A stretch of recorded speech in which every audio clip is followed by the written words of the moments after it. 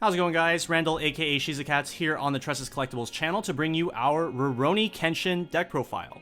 The deck we're going to be looking at today is an 8-door build focusing on the Kenshin climax combos. While this isn't historically the most successful build amongst the various Rurouni Kenshin archetypes, we feel that this is the build that is the easiest to pick up and play due to following more conventional play patterns, while still being quite strong. Well, let's hop in. As usual, we're going to be starting with our climax combos. At level 1, we have the Kenshin and Kaoru door combo, which can top check up to 5 cards from the top of the deck on attack to add a character from among them to your hand and send the rest to waiting room. Additionally, on attack it gains 2000 power and can look at up to 2 cards from the top of the deck to choose one of them to stay on top. Between these two abilities, this combo gives you a lot of deck control, letting you mill quickly through your deck if you're out a lot of climaxes. The selectivity isn't the best, since you are just looking through cards off the top of your deck, but this can be supplemented by the deck's 8-door trigger lineup to help get exactly what you need. Alongside the level 1 combo are a pair of extremely powerful supporting pieces. First, let's take a look at this level 1 Kenshin.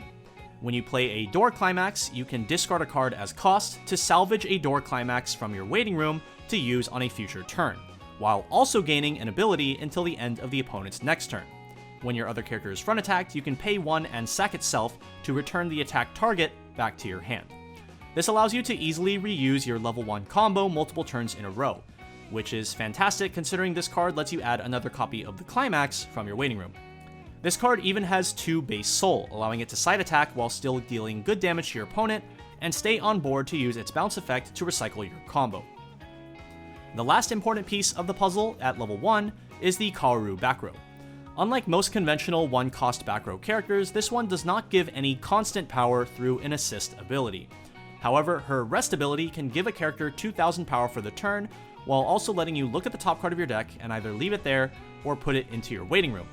This top check synergizes very well with her first effect. When you play a door climax, choose one of your characters and it gains the ability for the turn that when it attacks, you reveal the top card of your deck, and if it's level 1 or higher, you send it to stock. Wow, it would be really nice if we could look at the top card of our deck to see if it's level 1 or higher, right? Even if the Kaoru's top check effect doesn't see a level 1 or higher card, you can assign the effect to a copy of your level 1 climax combo, which can look at 2 cards from the top of the deck to try to find a level 1 or higher to send to stock. This is a play pattern similar to other decks we've seen in the past, such as Hololive with Chloe combo and Suisei Brainstorm, or Nikkei with Modernia combo and Summer Rappy. Between these 3 level 1s, this deck wants to repeatedly loop the level 1 climax combo throughout its entire mid-game, repeatedly gaining value through the combo itself, as well as Kaoru's stock generation effect. The more turns in a row you are able to do this, the more extra resources you will be able to accumulate. For this reason, you will want to pay close attention to your deck state when using the level 1 combo, making sure you still have a healthy number of climaxes in deck to cancel with, so that you can prolong the game and gain additional value over multiple turns. Our level 3 combo of choice is the Trial Deck Kenshin.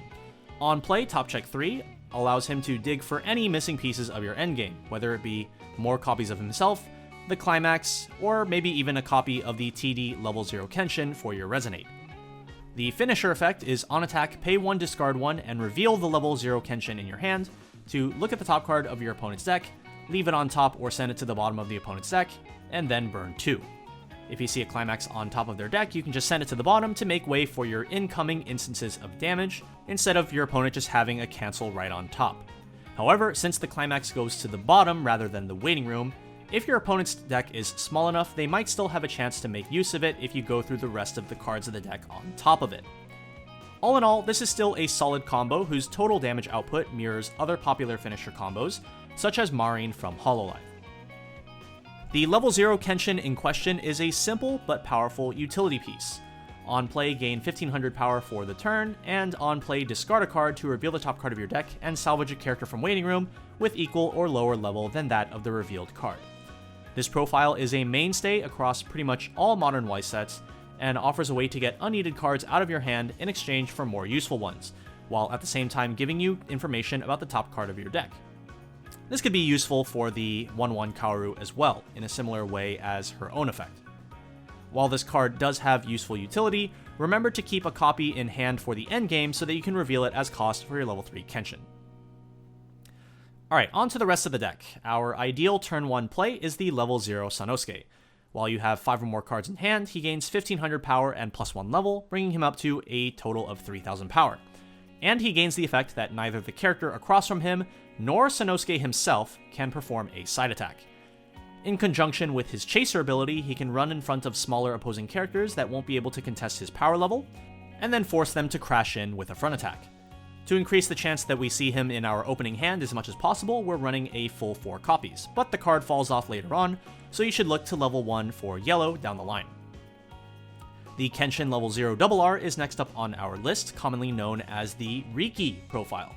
On play, pay 1 and clock a Meiji trait character from Waiting Room to the bottom of your clock to search your deck for a level 1 or lower character and add it to your hand. This is a fantastic early game setup profile, letting you grab whatever you might need for level 1, whether it's a copy of your level 1 combo, or a supporting piece like a Brainstorm or 1/1 Kaoru back row. He also buffs another character by 1500 power on attack, which does leave him at a mere 1000 power for his own lane, but can allow your other lanes to more easily contest their opponents. If your opponent was forced to crash into a Sanosuke Chaser, you could use this level 0 Kenshin to direct attack into that open slot, and buff one of your other characters to contest a lane. Level 0 Tsubame is up next. Her main claim to fame is the ability to pay 1, clock 1, and bounce herself plus one of your other characters back to hand at the start of your opponent's attack phase, giving you a +2 in card advantage. This can also allow you to dodge opposing on-reverse abilities with ease, so in matchups where your opponent is using impactful on-reverse abilities, such as their climax combos, you can use this card to put the game in your favor. The ability does require her to actually stick around until the end of the opponent's attack phase, and with her low power, that would ordinarily be a bit hard to do. However, with her other effect, if she can hit a top check on play, she can side attack without soul penalty, letting her stay on board without the threat of combat while dealing full damage to your opponent at the same time. The next card, TD Yahiko, is a powerful utility piece. On the turn he's placed from hand, on attack you can pay 1, discard 2, to search 2 characters from your deck. Having a single copy of this at level 0 allows you to easily set up pretty much everything you could possibly need at level 1, especially in conjunction with the Kenshin level 0 Riki. When thinking about when you should attack with Yahiko, in terms of attack order, there are a few things you might want to think about. If your intended search target from the deck still has many copies still remaining, you can afford to attack with him later. But if there's only 1 copy remaining and you do not want to risk triggering it and losing access to it, you might want to attack with Yahiko earlier. Additionally, since his cost can pay out a climax on the fly, if you can afford to, attack with him later to give him that extra flexibility to potentially pay 1 out if you trigger it. We're running 2 different Brainstorms in this deck, with the first being the Kaoru RR. She is a Rest Self Salvage Brainstorm, and she also has on play pay to search your deck for a climax that you have a copy of already in your waiting room. Typically, you will be using the Kenshin level 1 to grab your door climaxes, but if you don't already have one, Kaoru can be your ticket to getting the train started. Our other Brainstorm is a one-of Trial Deck Kenshin Brainstorm. This is a Draw Brainstorm 5, and his second ability lets you discard 1 and sack himself to search your deck for a level 2 or higher character. Apart from the Kenshin Finisher combo, there are some pretty high-value level 2 and higher characters in the deck that you might want to grab off of this effect, some of them even being one-ofs, so this effect can allow you to easily cherry-pick them out of the deck when needed. Our final level 0 is a Climax Swapper Kenshin. Similar to the Kaoru Brainstorm, this can be an extra emergency tool to get your first level 1 Climax, but ideally we will be able to use the Kenshin level 1 to get all the climaxes we need from that point on. We've already talked about most of our level 1 line, but we do have one extra character to look at, the level 1 Tsubame. She gives global 1000 power to your other characters during your turn, and on play you can discard a card to search your deck for a character that you already have a copy of on stage. Use this to duplicate important profiles that you want to see in multiples, which will usually just be your climax combos. Additionally, seek this card out if the extra 1000 power will make a big difference in the current matchup. For example, when playing against standby decks, which commonly have 7500 power lines, your Kenshin combos can be boosted to 8000 if you have this on the board. Moving on to our level 2s, we don't have too much going on here since our game plan in the mid game is more or less just looping combo over and over again. However, we do have a few nice utility pieces. Megumi 2-1 is a 1500 power assist whose on-play ability can mess with our opponent's climax ratio. You may send the top card of your opponent's stock to their waiting room and replace it with a card of your choosing from their waiting room, which should pretty much always be a climax. If you use this right before your opponent's going to refresh, your opponent will be going back with one fewer climax to work with. How rude. While this next card isn't a level 2, I figure now is a good time as any to talk about the trial deck Sanosuke level 3, since he has great synergy with the Megumi level 2. His on-play ability can either heal or force your opponent to shuffle back all the cards from their waiting room back into their deck, minus one climax of their choosing. If your opponent has a small, well-compressed deck full of climaxes and a waiting room full of non-climaxes, use this to shuffle all that garbage back into their deck on your finisher turn and set your opponent up to hopefully take a ton of damage. You can use this Sanosuke in conjunction with the Megumi. Use Megumi first to force a climax into the top card of your opponent's stock, and then follow it up with Sanosuke to shuffle back the rest, minus one more climax, meaning your opponent is already down 2 climaxes that can no longer be used to cancel your upcoming attacks. Alright, back to level 2s, we also run one Sanosuke and Yahiko Bouncer. On play, you can discard one to salvage any character, and you can sack itself to bounce an opponent's character back to hand. This is a crucial card in specific matchups such as Shauna or Nikke, removing key defensive pieces from their board, such as the level 1 Yuji Anti-Burn or the level 3 Modernia that they can use in conjunction with their level 3 event counter. Our final level 2 is an Aoshi Free Refresh Backup, the perfect card to grab in an emergency situation if we trigger too many doors and need to just get the heck out of here. Our final card of the list is our early play healer, Megumi. This is quite an important card considering that our actual trial deck finisher does not heal. She can come into play at level 2 if you have 4 characters already on stage, and on play if you have 2 or more other characters, discard one card to heal any card in your clock back to your hand, regardless of where in the clock it is. She also gains 1000 power continuously per opponent's back row, bringing her up to a maximum of 10,500 power, altogether making her an extremely solid early play healer for our deck. Now for our game plan. As mentioned earlier, Sanosuke is our best level 0 play, so see if you can get a copy of him in our opener. It's okay if we don't open too many copies of our level 1 combo, since we have cards like the Kenshin Riki and Yahiko Double Search that can grab them from our deck within the first couple turns. However, you will definitely want to try to secure a copy of the level 1 Climax to get the ball rolling, so if you don't already have one in hand, consider mulliganing more aggressively to try and secure one, or even hold the Climax Swapper Kenshin in your opener. For our entire mid-game, our goal is pretty much just to loop level 1 combo turns over and over. The usual ideal board is going to be double combo plus the Kenshin level 1 so that he can get us a climax for our next turn while also using his bounce effect to recycle a copy of the combo.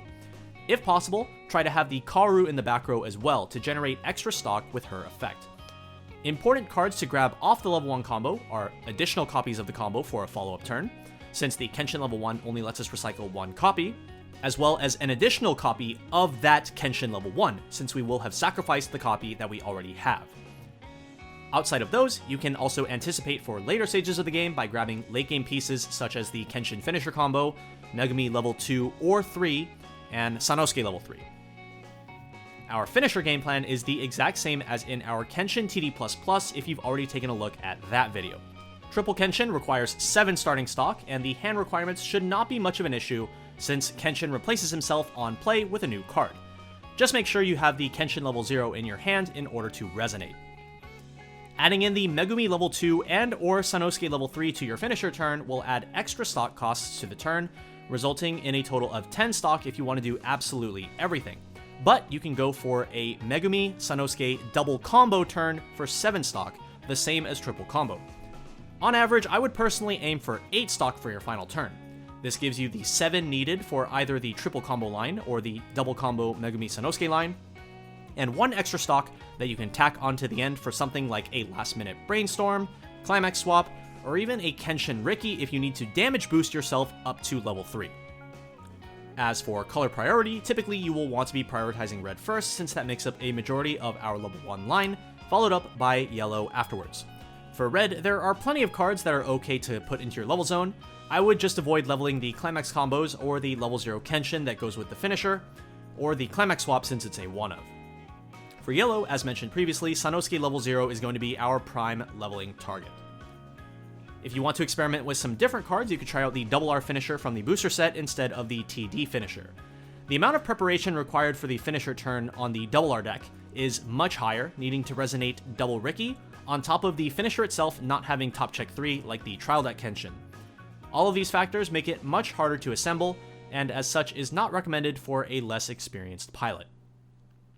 Also, one card that could be added to the list is the Anti-Change Backup Kenshin promo. This is a shop tournament promo for June shop tournaments, and would replace one copy of the Kaoru level 1 if you get a hold of one.